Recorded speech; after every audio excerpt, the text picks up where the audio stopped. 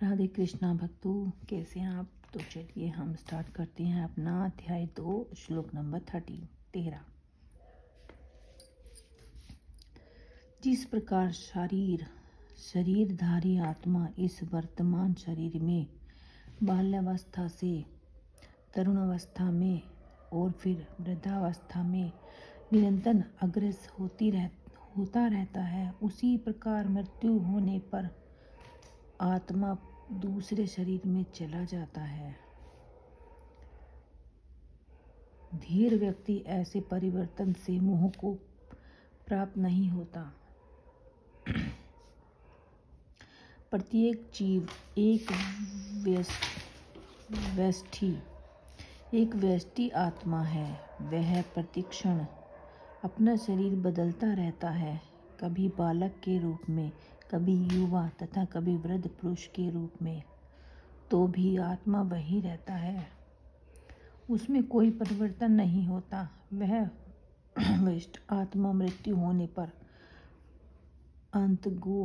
अंततो गव्या एक शरीर बदल कर दूसरे शरीर में देहांत पूर्ण कर जाता है। और चूंकि अगले जन्म में इसको शरीर मिलना असंभावी है, चाहे वह शरीर आध्यात्मिक हो या भौतिक, अतः अर्जुन के लिए तो न तो भीष्म न ही द्रोण के लिए शोक करने का कोई कारण था, अपितु उसे प्रसन्न होना चाहिए था कि वे अपने पुराने शरीर को बदलकर नए शरीर ग्रहण करेंगे और इस तरह वे कई शक्ति प्राप्त करेंगे। ऐसे शरीर परिवर्तन में जीवन में किए कर्म के अनुसार नाना प्रकार के सुखोपभोग या कष्टों का लेखा हो जाता है। चूंकि भीष्म व द्रोण साधु पुरुष थे, इसलिए अगले जन्म में उन्हें आध्यात्मिक शरीर प्राप्त होंगे, नहीं तो कम से कम उन्हें स्वर्ग में भोग करने के अनुरूप शरीर तो प्राप्त होंगे ही। अतः दोनों ही दशाओं में शोक का कोई कारण नहीं था। जिस मनुष्य को व्यष्ट आत्मा, परमात्मा तथा भौतिक और आध्यात्मिक प्रकृति का पूर्ण ज्ञान होता है, वह धीर कहलाता है। ऐसा मनुष्य कभी भी शरीर परिवर्तन द्वारा ठगा नहीं जाता।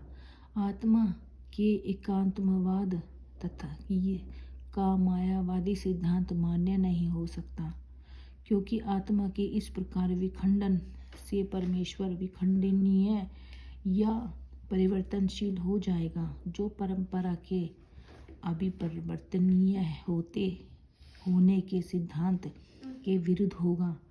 भगवत गीता में पुष्टि हुई है कि परमात्मा के खंडों का साक्षात सनातन अस्तित्व है। उन्हें क्षर कहा जाता है, अर्थात उनमें भौतिक प्रकृति में गिरने की प्रवृत्ति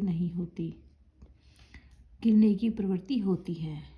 ये भिन्न अंशखंड नित्य भिन्न रहते हैं, यहाँ तक कि मुक्ति के बाद भी वयस्क आत्मा जैसे का तैसा भिन्न अंश बना रहता है, किंतु एक बार मुक्त होने पर वह श्री भगवान के साथ सच्चिदानंद रूप में रहता है। परमात्मा पर प्रतिबिंबवाद का सिद्धांत व्यक्त किया जा सकता है, जो प्रत्येक शरीर में विद्यमान रहता है। वह विशिष्ट जीव से भिन्न होता है। जब प्रकाश का प्रतिबिंब जल में पड़ता है, तो प्रतिबिंब में सूर्य, चंद्र तथा तारे भी सभी कुछ रहते हैं। तारों की तुलना जीवों तथा सूर्य या चंद्र की परमेश्वर से की जा सकती है। वयष्ठि अंश आत्मा को अर्जुन के रूप में और परमात्मा को श्री भगवान के रूप में प्रकाशित किया जाता है। जैसा कि चतुर्थ अध्याय में प्रारंभ में स्पष्ट है, वे एक ही स्तर पर नहीं होते। यदि अर्जुन श्री कृष्ण के समान स्तर पर हो और श्री कृष्ण अर्जुन के सर्वोत्तर न हो तो उसमें अपेक्षित उपदेशिक तथा उपनिषद उपस्थित का संबंध अर्थहीन होगा। यदि ये दोनों माया द्वारा मोहित होते हैं तो एक को उपनिदेशक तथा दूसरे को उपदिष्ट होने की कोई आवश्यकता नहीं है। ऐसा उपदेश व्यर्थ होगा, क्योंकि माया के चुंगल में रहकर कोई भी प्रामाणिक उपदेशक नहीं बन सकता। ऐसी परिस्थितियों में यह मान लिया जाता है कि भगवान श्री कृष्ण परमेश्वर हैं, जो पद में माया द्वारा विस्मृत अर्जुन रूपी जीव से श्रेष्ठ हैं।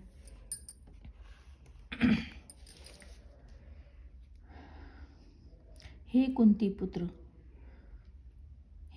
पुत्र, सुख तथा दुख का क्षणिक उदय तथा कालक्रम में उनका अंतर्ध्यान होना सर्दी या गर्मी की ऋतुओं के आने या जाने के समान है। हे भरतवंशी, वे इंद्रियां बोध से उत्पन्न होते हैं और मनुष्य को चाहिए कि अविचल भाव से उनको सहन करना सीखे।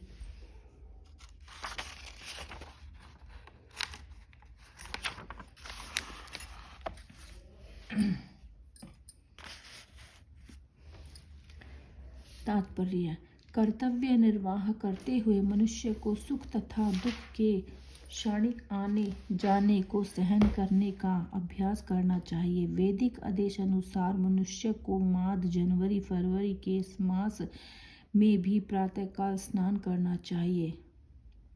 उस समय अत्यधिक ठंड पड़ती है, किंतु जो धार्मिक नियमों का पालन करने वाला है वह स्नान करने में तनिक भी झिझकता नहीं। इसी प्रकार एक गृहिणी भीषण से भीषण गर्मी की ऋतु में मई जून में के महीने में भी भोजन पकाने में हिचकिचाती नहीं। जलवायु संबंधी असुविधाएं होते हुए भी मनुष्य को अपना कर्तव्य निभाना होता है। इसी प्रकार युद्ध करना क्षत्रियों का धर्म है, अतः उसे अपने किसी मित्र या परिजन से भी युद्ध करना पड़े तो उसे अपने धर्म से विचलित नहीं होना चाहिए। मनुष्य को ज्ञान प्राप्त करने के लिए धर्म के विधि विधान पालन करने होते हैं, क्योंकि ज्ञान तथा भक्ति से ही मनुष्य अपने आप को माया के बंधन से छुड़ा सकता है। अर्जुन को जिन दो नामों से संबोधित किया गया वे भी महत्वपूर्ण है। केतन्य कहकर संबोधित करने से यह प्रकट होता है कि वह अपने माता और मृतकुल से संबंधित हैं, और भारत कहने से उसके पिता की और पितृकुल से संबंध प्रकट होता है।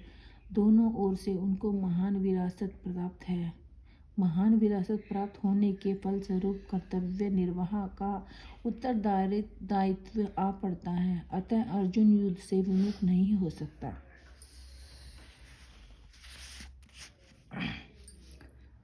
श्लोक नंबर 15। हे पुरुष श्रेष्ठ अर्जुन, जो पुरुष सुख तथा दुख में विचलित नहीं होता और इन दोनों के समभाव रहता है, वह निश्चित रूप से मुक्ति के योग्य है। जो व्यक्ति आत्मा साक्षात्कार की उच्च अवस्था प्राप्त करने के लिए दृढ़ प्रतिज्ञित है और सुख तथा दुख के प्रहारों को समभाव से सह सकता है, वह निश्चित ही मुक्ति के योग्य है। वर्ण आश्रम धर्म में चौथी अवस्था अर्थात संन्यास आश्रम कष्ट साध्य अवस्था है, किंतु जो अपने जीवन को सचमुच पूर्ण बनाना चाहता है वह समस्त कठिनाइयों के होते हुए भी संन्यास आश्रम अवश्य ग्रहण करता है। ये कठिनाइयाँ पारिवारिक संबंध विच्छेद करने तथा पत्नी और संतान से संबंध तोड़ने के कारण उत्पन्न होती हैं, किंतु यदि कोई इन कठिनाइयों को सह लेता है तो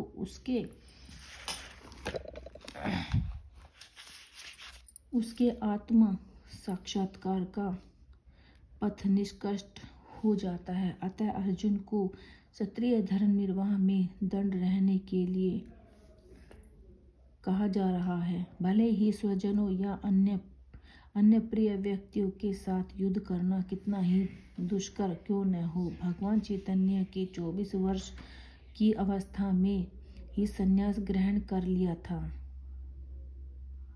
यद्यपि उन पर आश्रित उनकी तरुण पत्नी तथा वृद्ध माँ की देखभाल करने वाला अन्य कोई न था, तो भी उच्चादर्श के लिए उन्होंने संन्यास ग्रहण किया और अपने कर्तव्य पालन में स्थिर बने रहे।